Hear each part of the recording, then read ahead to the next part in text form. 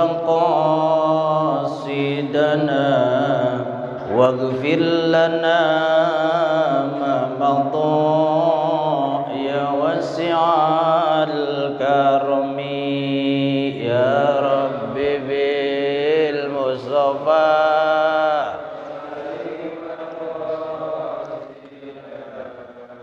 واغفر لنا ما مضى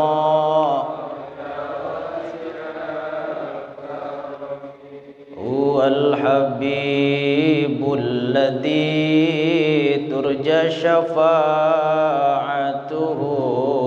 في كل حول من الأحوال المقتحم يا ربي بالمصطفى واغفر لنا ما مضى يا واسع الكرم يا ربي بالمصطفى بلغ مقاصدنا واغفر لنا ما مضى يا واسع الكرم يا ربي بالمصطفى بلغ مقاصدنا واغفر لنا ما مضى يا واسع الكرم. Bismillahirrahmanirrahim. Assalamualaikum warahmatullahi wabarakatuh.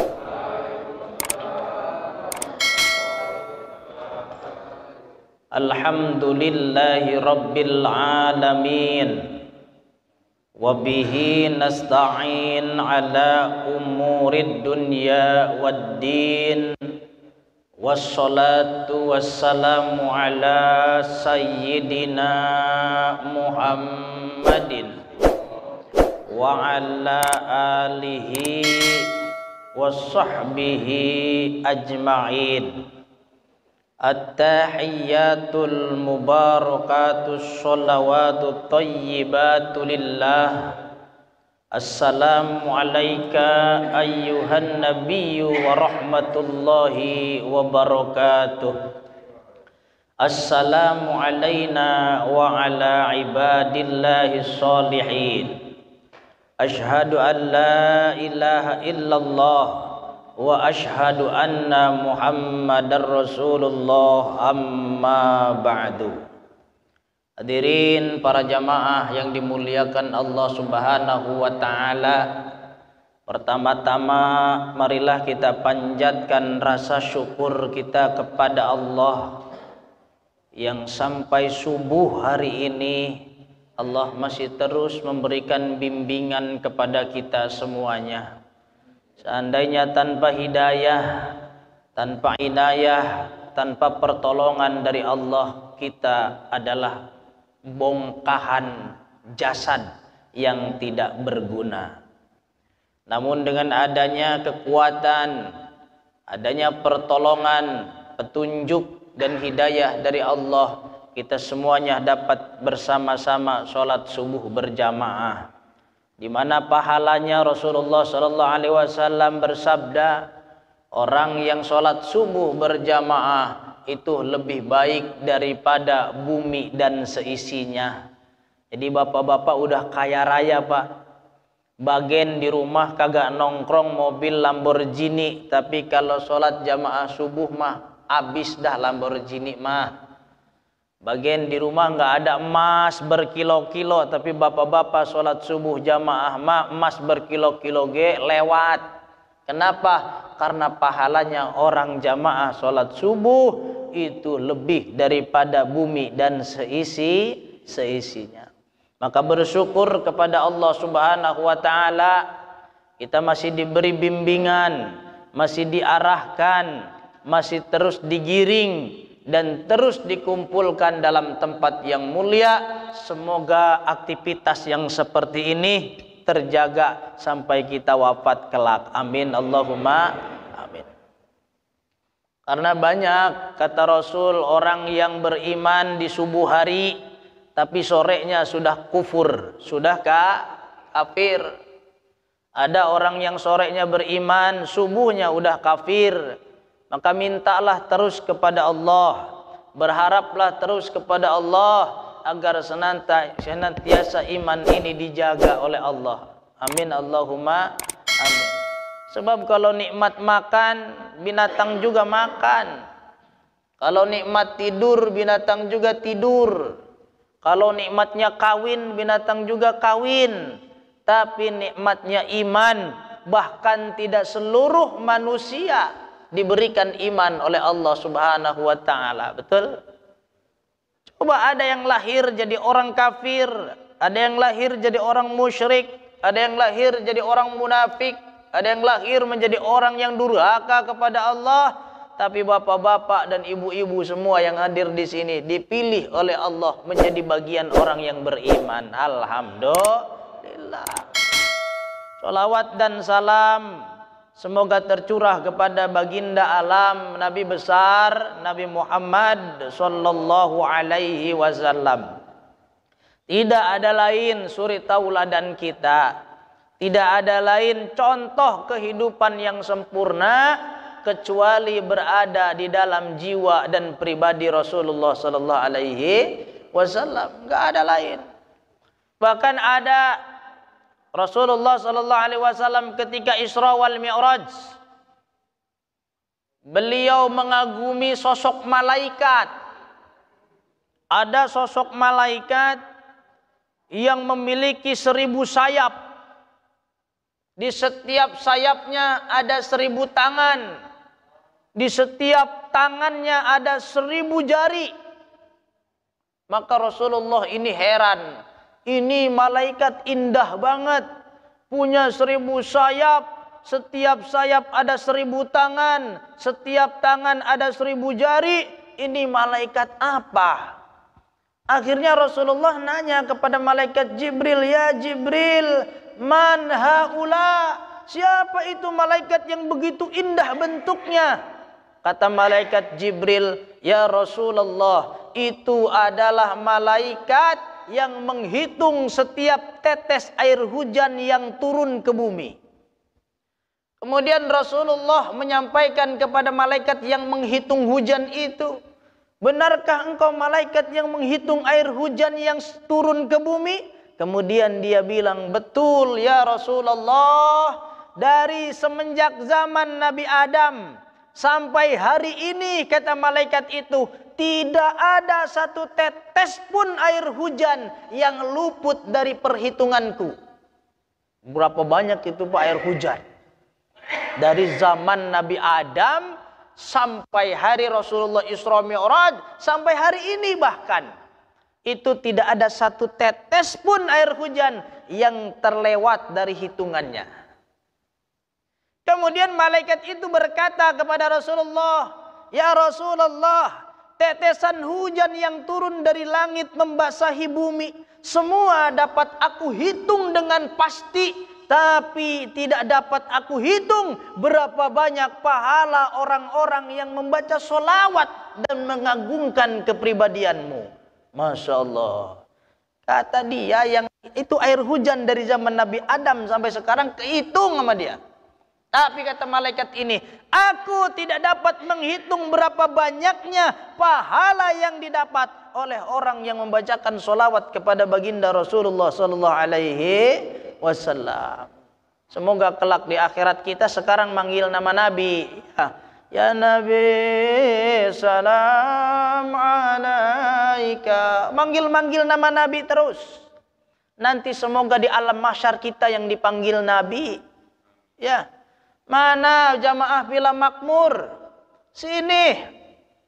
Yang suka melaksanakan sholat sunnah, yang suka puasa sunnah, yang suka adzan, yang suka nyumbang token ke masjid, yang suka bersih-bersih karpet, yang suka ikut tolabul ilmi. Sini kata Nabi, mana umatku? Maka akan aku berikan syafaat kepadanya. Amin Allahumma amin. Semoga dipanggil ya Pak ya. diundang sama Nabi, dikumpulin di bawah bendera Rasulullah, kemudian mendapatkan syafaatul udma darinya. Amin Allahumma amin. Cintai Nabi karena Nabi itu yang membela kita dari dunia sampai akhirat. Kalau cinta sama orang kadang-kadang bikin ribut. Ya, kalau cinta sama orang bikin rugi kadang-kadang.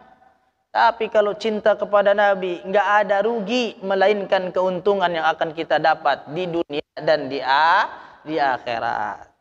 Hadirin, bapak-bapak yang dirahmati Allah Subhanahu wa Ta'ala, sebelum saya bacakan kitab, ada sebuah cerita. Ya.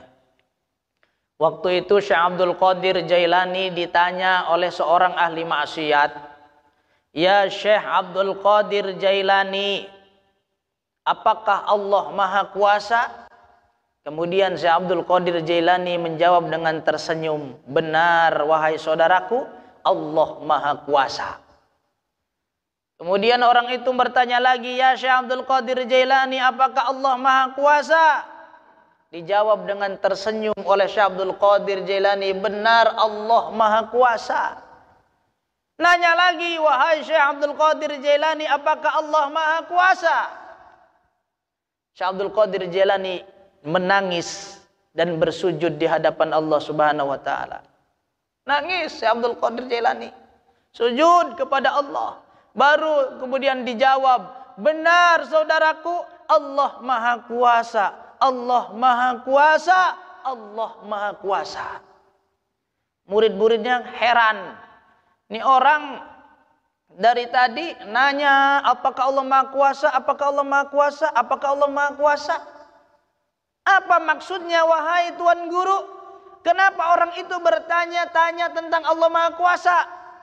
Kemudian Syekh Abdul Qadir Jailani menjawab, "Wahai murid-muridku, pertanyaan yang pertama dia bertanya begini, wahai Syekh Abdul Qadir Jailani, apakah Allah Maha Kuasa menerima taubatku?" Apa yang dikatakan oleh Syekh Abdul Qadir Jailani?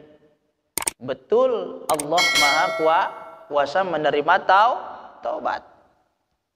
Lalu yang kedua dia bertanya, wahai Syekh Abdul Qadir Jailani, apakah Allah Maha Kuasa untuk menjadikan aku berada dalam kedudukanmu? Jadi wali maksudnya orang yang ahli maksiat kemudian dijadikan wali sama Allah, bisa apa enggak katanya. Kemudian aku jawab, Allah Maha Kuasa menjadikanmu yang tadinya ahli maksiat menjadi kekasih Allah Subhanahu wa Ta'ala. Kemudian dia bertanya, yang ketiga dia bertanya begini, wahai muridku, wahai Syekh Abdul Qadir Jailani, apakah Allah Maha Kuasa menjadikan dirimu berada dalam kedudukanku? Baru aku menangis, aku sujud kepada Allah. Benar saudaraku, Allah Maha Kuasa menjadikan aku yang tadinya rajin ibadah, menjadikan aku yang tadinya kekasih Allah, berbalik menjadi ahli maksiat. Allah Maha Kuasa atas segala-galanya. Maka aku menangis. Belum ada jaminan bagi diriku sampai mati, apakah menjadi kekasih Allah selama-lamanya, atau justru nanti menjelang wafat saya menjadi orang yang dibenci dan dimurkai oleh Allah Subhanahu wa Ta'ala. Maka tidak ada yang pasti di alam dunia ini bapak-bapak. Hanya kita berharap kepada Allah Subhanahu wa Ta'ala. Yang tadinya ahli maksiat, bisa jadi nanti tobat. Bisa apa enggak? Bisa. Yang tadinya ahli ibadah, bisa jadi akhirnya murtad. Bisa apa enggak? Sangat bisa. Banyak contohnya. Bahkan ada ulama yang menjadi agnostik. Apa agnostik tuh? Ya. Ada ulama alim tapi menjadi agnostik. Agnostik itu apa? Ateis. Matur suwun Pak. Ini apa ini? Susu? Subhanallah. Spesial ini. Ya. Ada ulama besar, paham Quran, paham hadis, paham kitab-kitab, dia jadi ateis. Ada Syekh siapa namanya itu? Syekh Omar apa Syekh siapa? Ya, dia alim, Dia paham Quran, dia paham hadis, dia paham kitab-kitab, tapi jadi ateis. Maka bersyukurlah kalau kita masih punya iman, kalau kita masih dibimbing oleh Allah Subhanahu wa ta'ala. Amin Allahumma amin. Bismillahirrahmanirrahim. Qala al-muallifu rahimahullahu ta'ala wa nafa'ana bihi wa bi ulumihi fid dharaini amin. Bab afatul lisan, bab bahaya lisan. Kemarin kita udah mengenal nafsu. Bapak-bapak masih ingat nggak nafsunya ada berapa? Nafsu apa aja? Ada nafsu ammaroh. Ada nafsu lawamah. Ada nafsu mulhamah. Ada nafsul mutmainnah. Dari seluruh nafsu itu yang mendorong kita untuk berbuat baik adalah nafsul mutmainnah. Nafsul lawamah adalah mengerjakan kemaksiatan tapi kita merasa bangga dan senang dengan kemaksiatan. Berarti diri kita terselimuti oleh nafsu lawamah.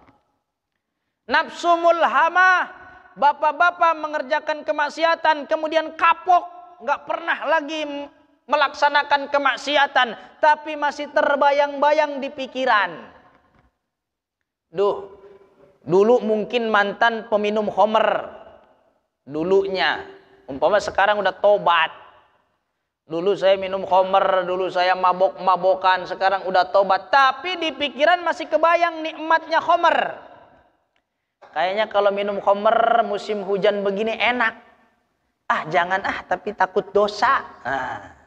Ini namanya mulhamah. Dia sudah berhenti dari kemaksiatan, tapi pikirannya masih dihembuskan dengan kenikmatan bagaimana rasanya bermaksiat. Jadi masih terhantui oleh kemaksiatan, masih terhantui oleh nikmat-nikmat kemaksiatan. Udah tobat dari togel, udah tobat dari judi, tapi masih berpikir, kayaknya kalau sekarang main togel enak deh. Menang kayaknya nih saya nih, bakal menang nih, ada inspirasi saya. Tapi nggak main togel juga Pak, hanya berpikir saja. Itu namanya nafsu mulhamah.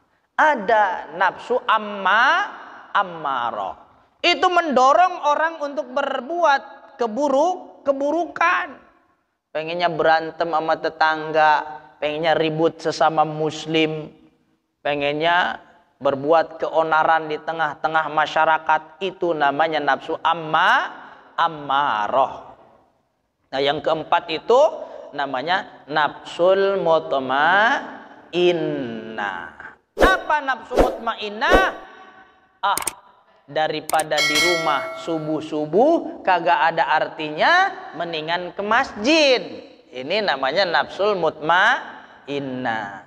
Daripada sholat di rumah berjamaah surat Al-Fatihah saja enggak benar, mendingan nempel sama imam di masjid 27 derajat sudah karuan. Masuk masjidnya sudah karuan jadi pahala, duduknya sudah jadi i'tikaf jadi pahala, berlipat-lipat pahala, apalagi pakai sorban. Ya, bapak-bapak sholatnya pakai sorban 70 kali lipat lebih baik sholat tanpa sorban.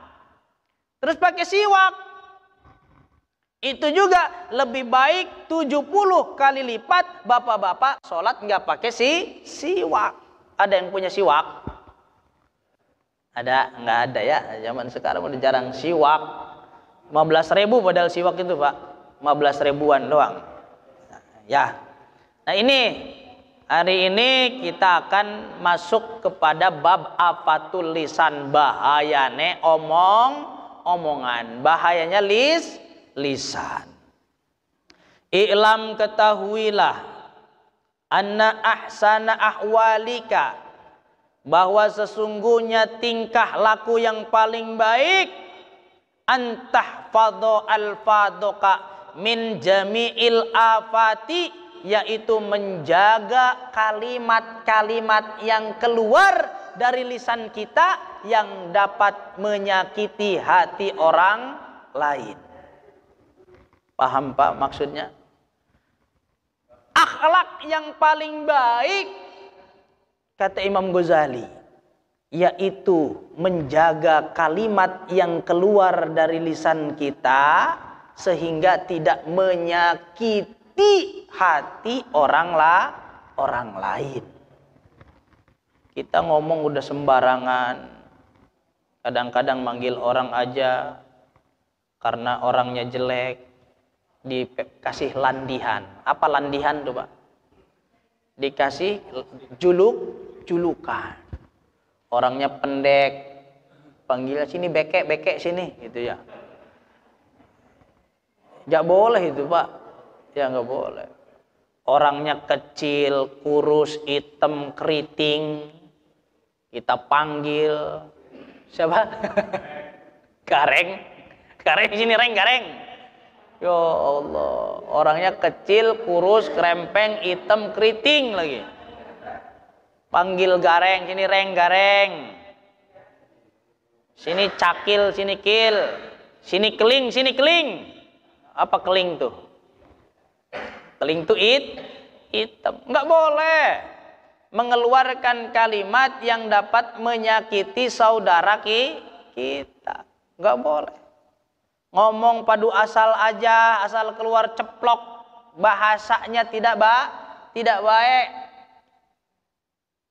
Sama orang muslim manggil kafir, itu kafir sendiri, Pak. Mana bir? Nggak pernah ke masjid ente? Kayak orang kafir aja ente? Nggak usah ngomong kayak gitu. Ya, menyakiti perasaan orang lain. Mana tad? Kirain mah ustad, ternyata murtad. Mana tad? Nggak pernah kelihatan sholat di masjid ente kayak orang murtad. Masya Allah. Nggak usah. Ngomong kayak gitu nggak penting. Alladzi dzakarna minal ghibah. Apa perkataan yang harus kita jaga? Yang pertama, minal ghibati, dari bergibah. Ngobrol aja keburukan orang. Apa manfaatnya sih?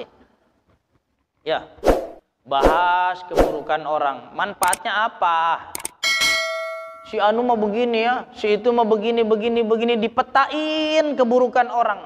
Sampai dilucutin dari atas rambut sampai ke bawah kaki, diceritain kejelekannya berjam-jam. Ini perkara yang sangat dibenci oleh Allah Subhanahu wa ta'ala. Jangan ya, Pak ya, ngomongin orang gibah. Di pos, mana posnya?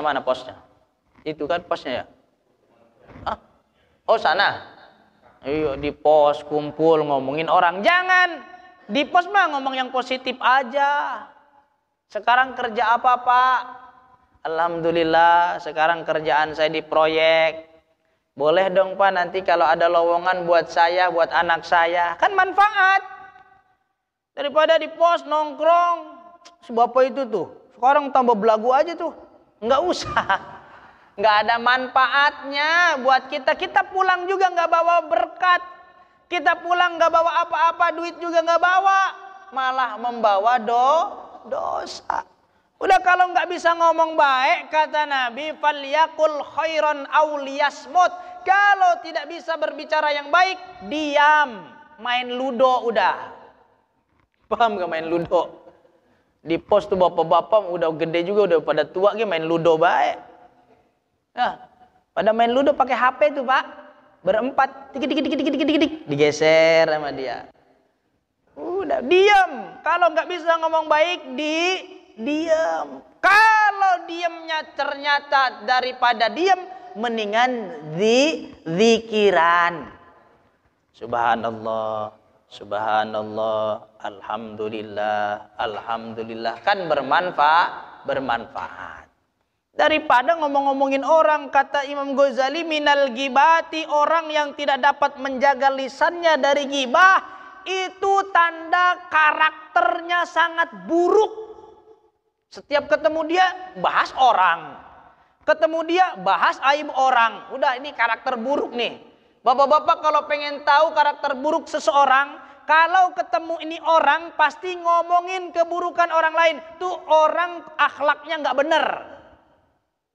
Dengerin tuh ya. Ada nggak orang kalau ketemu kita, setiap ketemu kita ngomongin orang? Ada nggak? Ada, Pak. Ya. Ketemu kita, baru ketemu aja nemplok. Udah bahas orang. Oh no.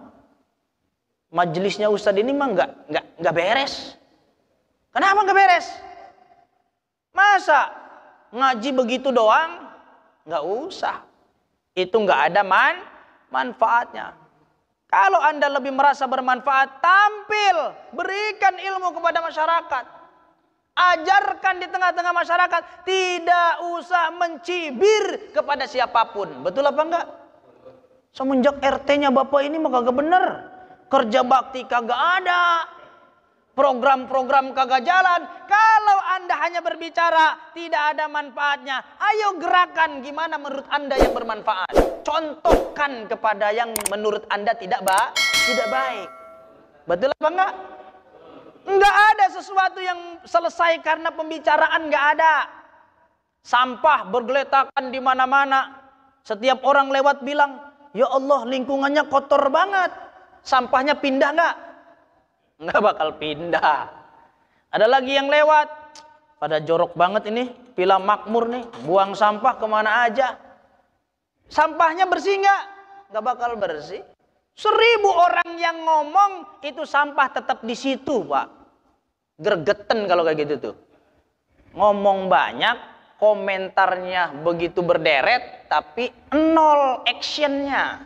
Betul enggak? Banyak yang model begitu. Maka yang begini nih nggak manfaat yang begini. Maka dalam surah Yasin ditegaskan. Apa dalam surah Yasin?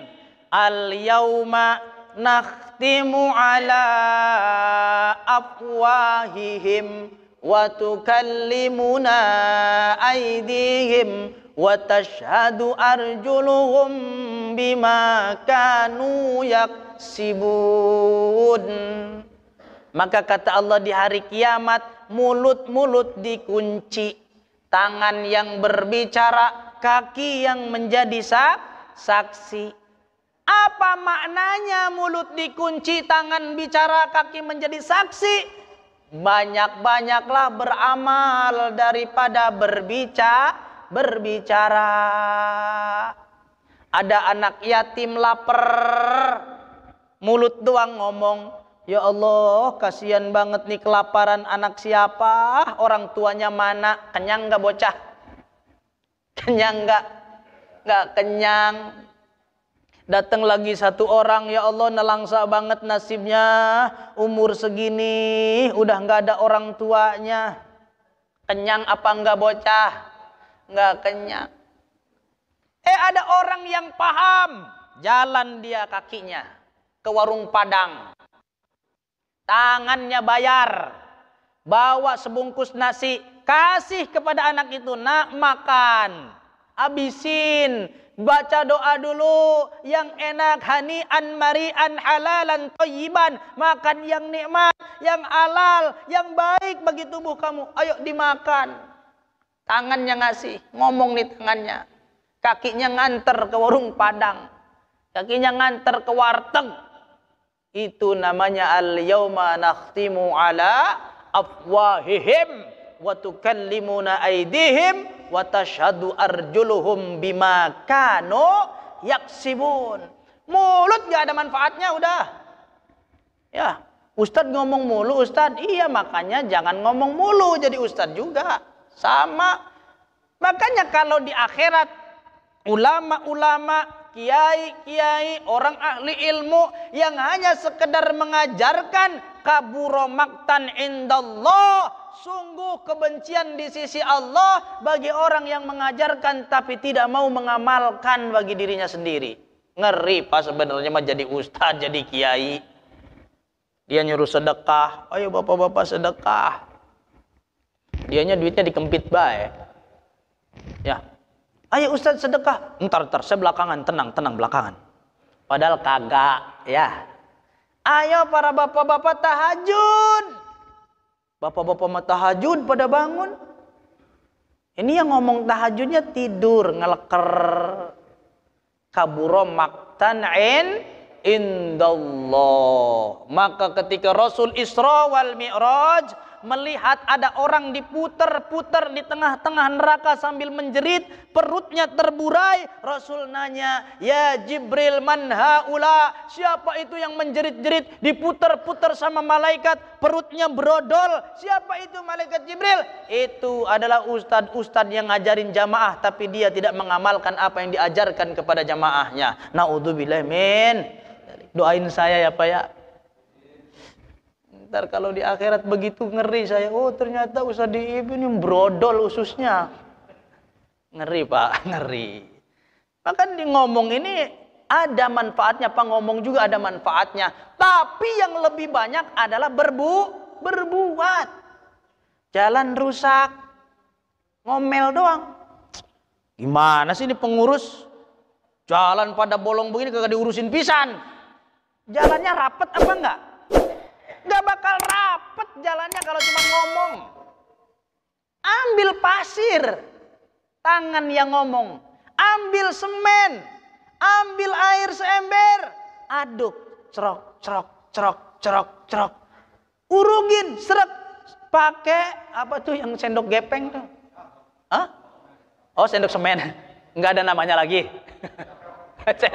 Centong nggak? Pakai cetok tuh apa tuh? Itu ditambal pakai itu, beres tangannya yang berbicara, kakinya yang jadi saksi, itu baru pengamal surat Yasin. Al-yauma nakhtimu ala afwahihim wa tukallimuna aydihim wa tashhadu arjuluhum bima kanu yaksibun. Allah enggak nanya seberapa banyak kamu ngomong, enggak. Di akhirat itu enggak nanya seberapa banyak kamu ngomong. Miftahuz zaman, seberapa banyak kamu ngomong? Enggak. Seberapa banyak amalmu? Betul apa enggak? Amal itu apakah omongan apa perbuatan? Kebanyakan amal itu perbuatan. Bangun jembatan bareng, tangannya ngomong. Kata tangan kita, ya Allah saya ikut bangun jembatan. Supaya orang-orang bisa menjadi wasilah sampai kepada tempat dan tujuannya. Kata tangannya. Kakinya ditanya, benar kamu mengikuti tangan yang sedang bekerja? Benar ya Allah, saya yang menjadi saksi atas amal perbuatannya. Tangan dan kaki. Maka jaga lisan. Lisan mah gak ada manfaatnya. Kebanyakan mulgoh. Kebanyakan tidak ada artinya, apalagi kalau babnya masuk bab ghibah, maka lisan kita sudah tidak ada arti sama sekali. Naudzubillah min dalik. Maka kata Nabi, kul khairan aw liyasmut. Bicaralah yang baik.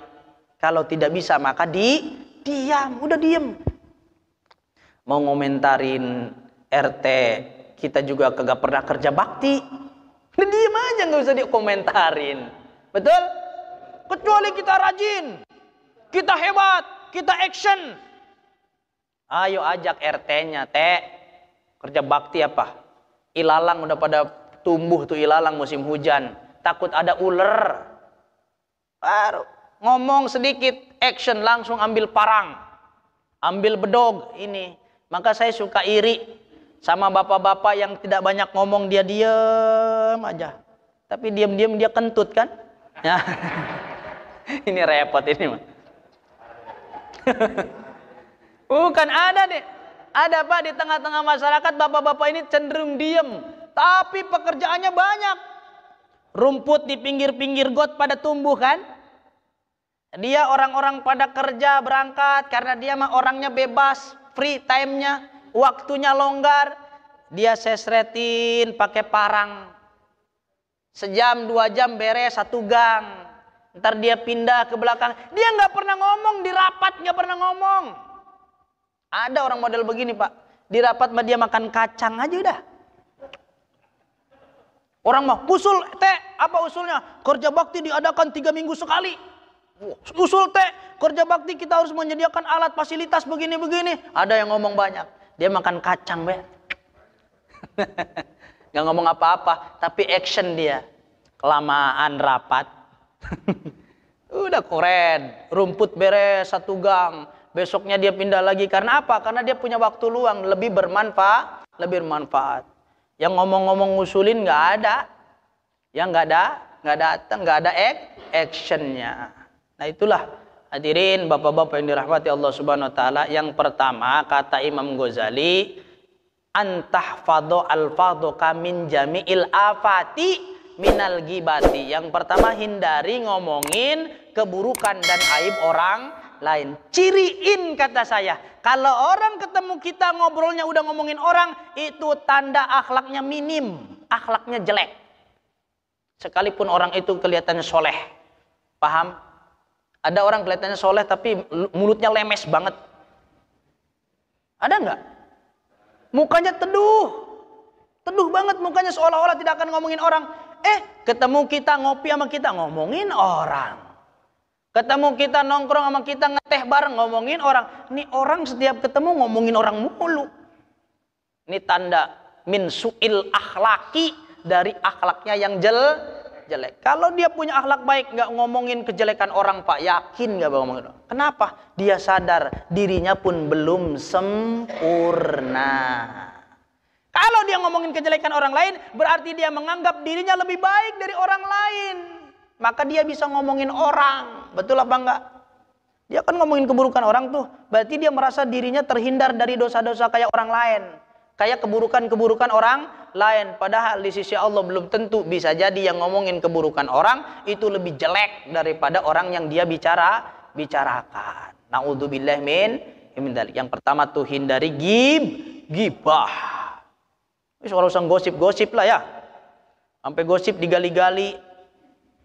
Gimana sih Instagramnya di mana tuh? Coba lihat Instagramnya kayak gimana? Coba lihat Facebooknya kayak gimana? Wis macem-macem. Wis ora usah. Ngapain ngurusin kehidupan orang lain? Ya, kehidupan kita saja belum terpetakan dengan baik.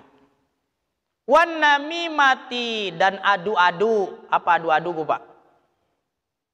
Namimah itu adu domba. Pak RW. Oh no. Di RT 4 lagi diomongin. Ngomongnya begini Pak RW. Oh begini. Ayo Pak RW harus gerbek dia, labrak mereka. Nah, ini namanya adu domba. Gak benar ini, gak benar. Ya, atau di kerjaan, di PT. Bos, itu tuh bos, karyawan kita tuh yang gayanya kayak orang rajin, padahal dia ngomongin bos mulu tuh bos. Oh benar dia ngomongin saya. Iya, tentang bos, kejelekan bos, bahkan keluarganya bos aja diomongin sama dia. Wah, gak bener nih orang, kata bosnya. Akhirnya dimarahin orang. Gara-gara omongan kita namimah, mengadu domba. Na'udzubillah min dzalik. Ustad, kenapa Pak? Itu gang yang sebelah sono gak seneng sama pengajian Ustad. Katanya pengajian Ustad gak berkualitas. Jikiran begitu doang, majlisan begitu doang. Kata dia gak ada manfaatnya tuh majelis Ustad. Gak apa-apa, matur nuwun, sudah diperhatiin. Ya, gak usah diadu domba. Ustad dengan Ustad diadu domba. Kiai sama kiai diadu domba.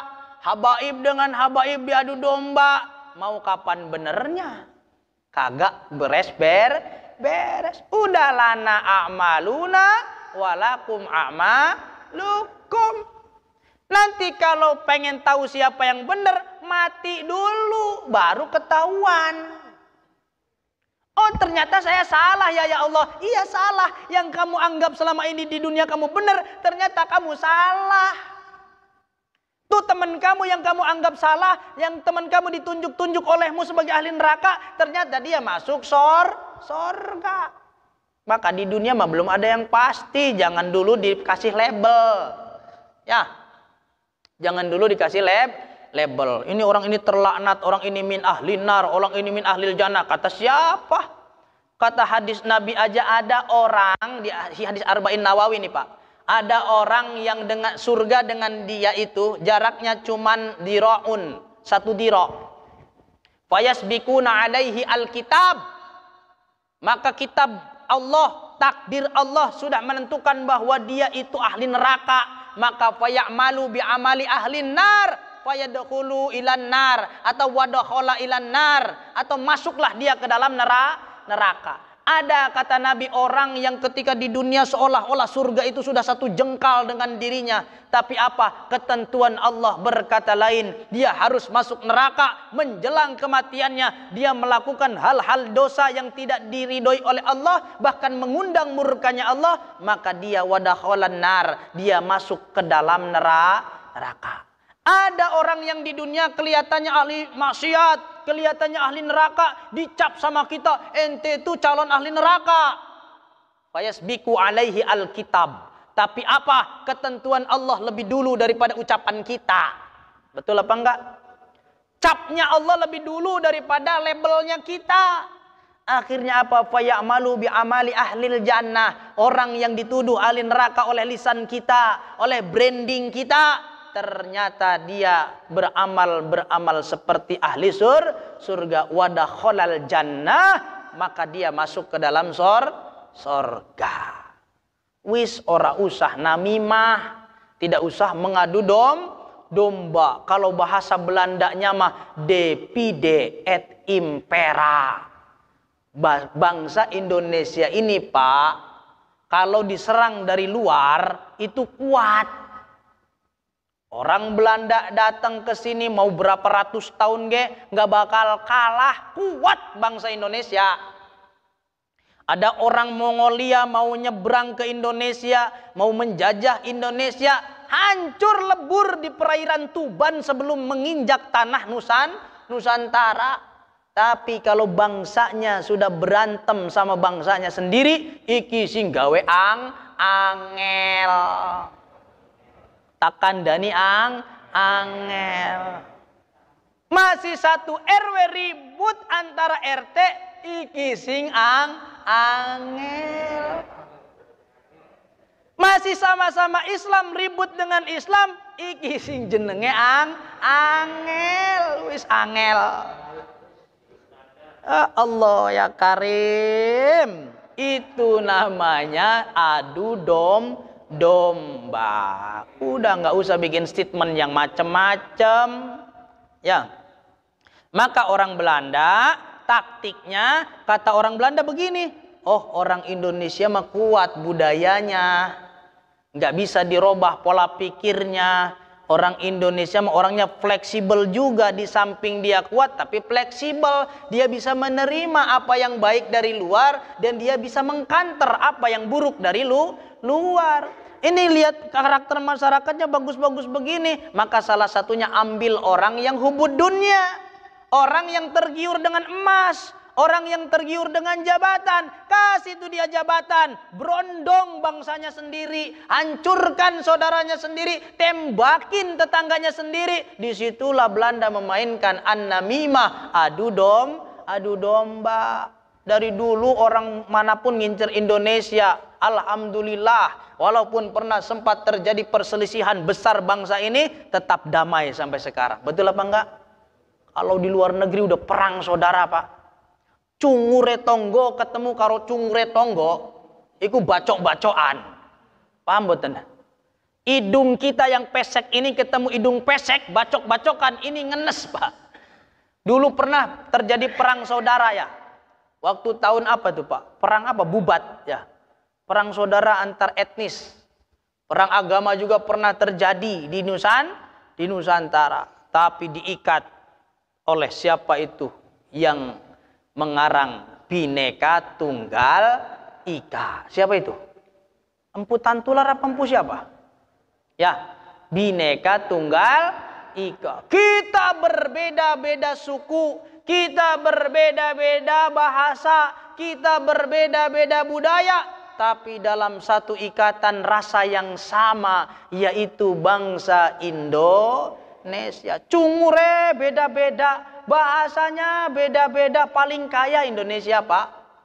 Daerahnya terpecah-pecah, enggak satu benua, tidak satu pulau, tapi terperencok-perencok. Ada harus nyebrang ke Sumatera, harus nyebrang ke Bali, harus nyebrang ke NTB, ke NTT, ke Sulawesi, nyebrang dari Jawa, tapi tetap rasanya sama, yaitu bangsa Indonesia. Maka dulu siapa namanya yang sumpah palapa?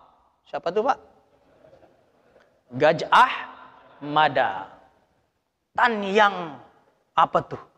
saya pantang makan enak sebelum saya dapat mempersatukan tanah Nuswantara. Wih, itu luar biasa. Tirakat dia Gajah Mada. Tirakatin tanah Nusantara jangan sampai terpecah. Tapi alhamdulillah sampai hari ini Nusantara tetap utuh. Alhamdulillah. Kenikmatan yang gede, Pak. Banyak orang belajar Islam ke sini sekarang. Ulama-ulama luar negeri, ya, Mesir pecah, Syria pecah, ya, Irak, Iran pecah, Arab Saudi sendiri pecah. Bahkan ulama-ulama ahlu sunnah wal jamaah dulu di Arab Saudi dibom. Lagi ngaji begini dibom pesantrennya. Dar. Di sini banyak aliran yang gak jelas aja banyak pengikutnya di sini mah, Pak. Payu di Indonesia mah, ya. Aliran menggandakan uang. Pengikutnya banyak. Yang dibaca sholawat nariyah lagi. Ya. Oh, bikin jelek sholawat aja. Allahumma sholli sholatan kamilatan nusallim salaman taman brel duit, ya. Laku banyak itu, tukang sulap. Ya, tukang debus juga banyak pengikutnya.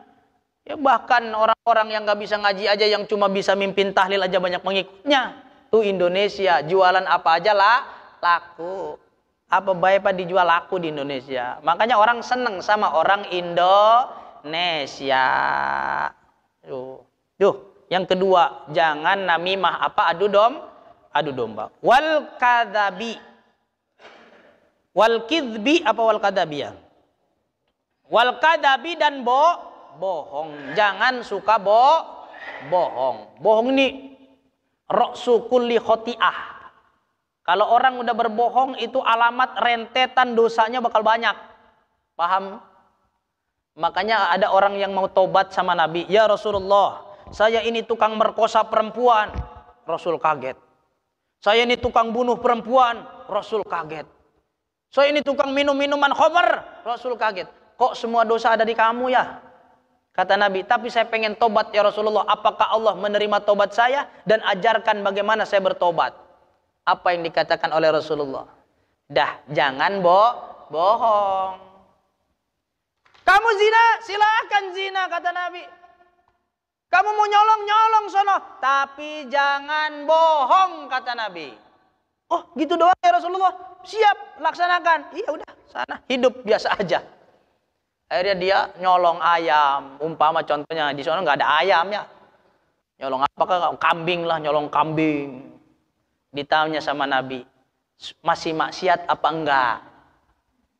Kata dia, ya Rasulullah, belum bisa ninggalin maksiat. Kemarin baru nyolong kambing saya ya Rasulullah. Dah, kata Nabi, nyolong ente. Udah jangan bohong, penting. Besoknya lagi, ketemu Nabi lagi, gimana? Sudah bisa menghindari dosa apa belum? Belum ya Rasulullah. Tadi di pasar ada perempuan cantik saya cium. Dosa lagi kamu tuh. Akhirnya lama-kelamaan, dia mau nyolong. Dia mikir, nanti kalau ditanya lagi sama Nabi, masa masih nyolong aja? Sementara nggak boleh bohong. Akhirnya dia tinggalin nyolong. Datang lagi ke Nabi. Gimana sekarang? Udah bisa ninggalin maksiat belum? Kata dia, alhamdulillah. Tadinya mau nyolong kambing ya Rasulullah, karena saya takut ditanya sama engkau. Terus saya nanti nggak boleh bohong. Karena kalau saya jawab nyolong lagi, saya malu ya Rasulullah. Akhirnya saya nggak nyolong kambingnya, nggak jadi. Kata Nabi, top, bagus. Itu baru tobat yang keren. Jadi intinya jangan bohong, jujur kepada diri sendiri minimal, Pak. Ya, ditanya lagi, maksiat lagi, ditanya lagi, maksiat, kan lama-lama malu. Yang penting jangan bohong. Nah, bohong itu adalah pekerjaannya setan. Masa sih setan bohong? Bohong Pak setan itu. Sama orang yang mau nyedekah nih. Ada orang mau sedekah, kata setan, jangan sedekah, nanti miskin kamu. Bohong apa enggak? Bohong. Jangan sedekah, nanti kamu rugi, duitnya habis. Kata setan, bohong. Jangan sholat, percuma sholat, miskin-miskin juga kamu, ngapain sholat? Bohong setan. Maka setan itu pekerjaannya berbohong. Udah nggak usah ngaji, ngapain ngaji begitu juga lah, bosen ngaji begitu. Mendingan tidur. Nggak ada pahalanya ngaji kata setan, nggak ada manfaatnya ngaji kata setan. Dibohongin kita sama setan, kitanya mau. Ya berarti makan janji manisnya setan ketimbang kita percaya dengan janji Rasulullah dan Allah Subhanahu wa taala. Wis jangan bohong. Nggak boleh bohong. Di kantor laporan bohong. Ya, laporan keuangan, beli sapu 150 biji, dibeliin 2. Ini bohong namanya. Ya, bangun jalan, gorong-gorong, apalagi mau bulan Desember. Anggaran dihabis-habisin, apa baik dikeluar-keluarin ya.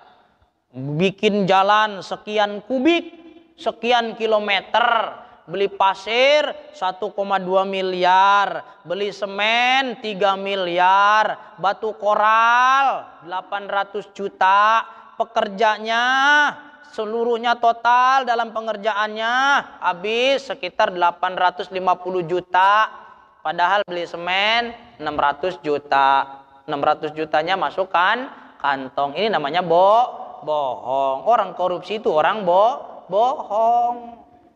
Tapi enggak juga Ustaz, enggak bohong. Pasti orang korupsi mah bohong. Itu makanya bohong itu kullu ra'sil khati'ah. Bibit dari dosa itu adalah bohong. Naudzubillah min dalik. Dah, satu lagi udah.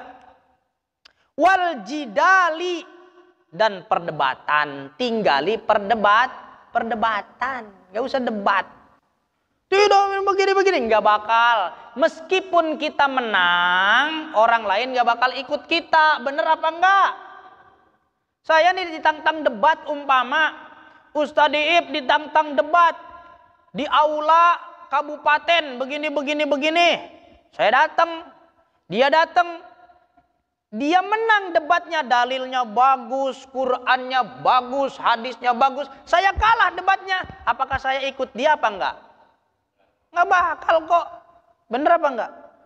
Nggak bakal, malah tambah nanti. Besok saya kasih dalil lagi yang lebih banyak. Betul apa enggak? Malah yang ada dendam. Udah, tinggalkan perdebatan yang tidak ada maknanya, yang tidak ilmiah. Maka Imam Ghazali mencatat, termasuk bahaya dari lisan adalah sering berdebat. Suami istri berdebat. Urusan beli bawang aja debat. Kata bapaknya, Bu, ayo, katanya mau beli bawang. Bapak anterin ke pasar mini. Kata mamahnya, jangan ke pasar mini Pak. Di pasar mini mah bawang itu gak bagus. Belinya di Superindo aja. Kata mamahnya. Kata bapaknya, jangan di Superindo. Di Superindo mahalnya doang. Bawangnya mah sama kayak yang di pasar mini. Ya enggak Pak, Superindo terjamin. Gak mungkin bawang bisa masuk mall kalau tidak disortir dulu. Kalau di pasar, barang gak disortir. Debat masalah bawang.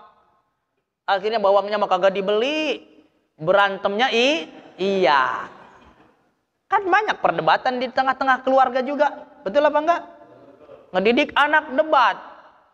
Kata mamahnya, udahlah, si kakak mah SMP di sini aja. Kata mamahnya. Kata bapaknya, jangan mah, kalau cuman SMP doang, takutnya nggak bisa ngaji. Takutnya mainnya kemana-mana, nanti pulang sekolah main game online. Pulang sekolah nanti ngelayap, pulangnya subuh, kagak karu-karuan. Mendingan di pesantrenin aja, kata bapaknya. Jangan Pak, di pesantren itu belum tentu benar loh Pak. Banyak di pesantren juga santri yang nyolong. Banyak di pesantren juga santri yang melakukan pembunuhan, berantem sama temannya. Ya enggak mah, di pesantren itu tempat orang ngaji Quran. Di pesantren itu tempat orang ngapalin. Enggak, pokoknya mama mau di SMP. Enggak, papa pokoknya ke pesantren. Ini debat. Kagak beres. Tinggalkan perdebatan, kata Imam Al-Ghazali. Udah kalau istrinya begini-begini, udah diem aja dah, diem. Diem. Sanggup nggak diem? Tapi jangan diam-diam kepala istrinya dipentung pakai gelas, Pak. Ya, saking mangkelnya dia diam, kepalanya langsung dikepruk pakai gelas, prok, langsung beres. Enggak boleh ya. Nah, wal jidali, hindari perdebatan, apalagi perdebatan yang kosong. Perkara-perkara remeh aja. Masalah martabak aja debat. Enggak usah, Pak. Sok menurut kamu coklatnya merek apa ini? Ini merek ini. merek Ceres, bukan kata saya mah. Ini martabak coklatnya mereknya yang gold itu loh. Apa yang Pinilek apa gitu, Pinilek macet. Ya, mirip ini nih, debat masalah coklat di martabak aja debat. Ayo gocengan, sampai gocengan segala. Nebak coklat gocengan. Gak usah, ya jidal itu perkara yang sangat dibenci oleh orang tasawuf. Makanya orang tasawuf mah kebanyakan diem, Pak. Orang ahli zikir mah diem. Gak banyakan omong, gak banyakan komentar. Teduh aja diem. Ustadz majelisnya disesatin sama orang, dibilang sesat. Ya diem aja udah biarin, namanya juga orang kagak ngerti, gitu aja udah biarin. Ustadz, di sini begini udah biarin aja. Orang ahli zikir, kenapa? Dia sudah punya keyakinan yang memberikan pahala bukan mulut orang. Bener apa enggak? Emang yang ngasih pahala mulut-mulut orang yang bicara? Bukan. Yang ngasih pahala itu Allah. Maka dalam batinnya dia bilang, wa kafa billahi syahida, dan cukuplah hanya Allah yang menjadi saksi atas amalnya. Orang mau ngomong apa bodonanan, mulutnya dia tidak mengeluarkan pahala, mulutnya dia tidak mengeluarkan bau sorga, mulutnya dia tidak mengeluarkan emas permata, maka abaikan saja. Amal yang lurus, madep, mantep, ya yakin, sudah mati baru ketemu bener apa enggak. Di dunia mah belum ada yang benar salah di mana-mana gitu aja terus sampai kiamat. Ya terus mana palunya yang mengatakan kebenaran, mana palunya? Sama-sama megang palu kebenaran ngakunya. Paham apa enggak? Itu alam dunia. Wislah. Yaitu bab afatul lisan, bab bahaya lisan. Apa tadi Pak? Yang pertama nggak boleh gibah. Yang kedua nggak boleh namimah. Apa namimah? Adu domba. Terus kadzab, nggak boleh bohong. Yang keempat nggak boleh debat, jidal, perdebatan yang tidak ada artinya. Itu saja yang dapat disampaikan. Silahkan kalau ada pertanyaan, monggo. Saya mau minum dulu ini, udah menggoda ini. Apa sih ini, susu jahe ya? Bismillahirrahmanirrahim.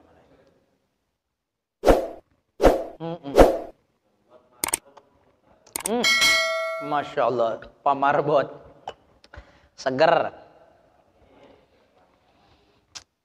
Nggak ada pertanyaan? Ya wis, alhamdulillah kalau nggak ada mah. Berarti paham semua, pulang bawa ilmu semua, beres. Ya berkah udah. Berkah. Oh, ada haji. Waalaikumsalam. Ya. Gibah positif? Nggak ada kalau gibah mah.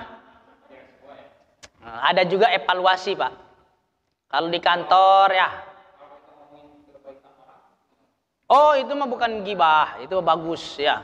Kalau kita membicarakan kebaikan orang, gibah itu gini artinya kan, membicarakan aib orang lain tapi orangnya tidak hadir di majelis, tidak ada di forum kita. Seandainya orang itu hadir, dia sakit hati, nah itu namanya gibah. Tapi kalau ngomongin orang tentang kebaikannya, sekiranya orang itu hadir di majelis kita sedang berbicara, terus dia enjoy, dia enak, dia senang, itu bukan gibah. Jadi patokannya tadi, seandainya dia hadir dalam pembicaraan kita, dia ada di tengah-tengah kita, dia sakit hati, itu namanya gibah. Jadi gibah mah nggak ada yang positif, gibahnya pasti negatif. Kalau yang positif itu bukan gibah, tapi evaluasi bersama. Ayo rapat RT umpama, apa kekurangannya sekretaris nih? Bukan gibah itu mah ya, ini sekretaris kurang rapi nih, pembukuannya kurang rapi, nomor surat berantakan, nah ya, kemudian pemberkasannya nggak bagus, nah itu nggak apa-apa, evaluasi, bukan gibah itu mah. Terus ya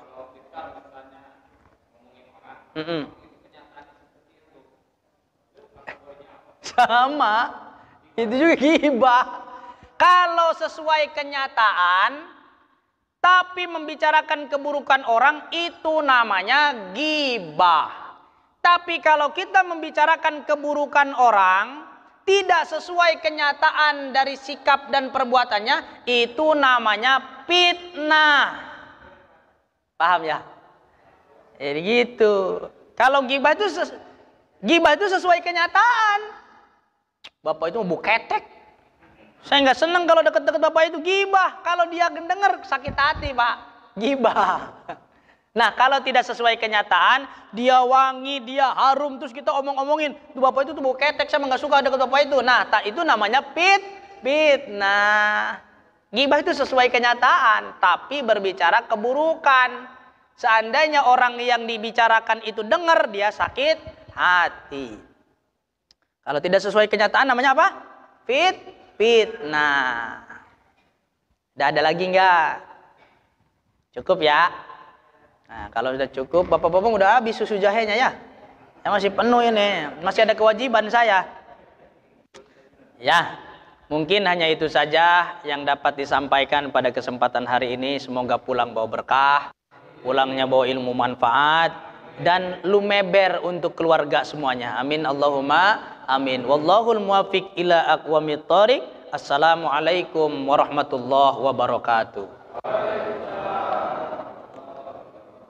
Subhanakallahumma wa bihamdika asyhadu an la ilaha illa anta astaghfiruka wa atubu ilaik.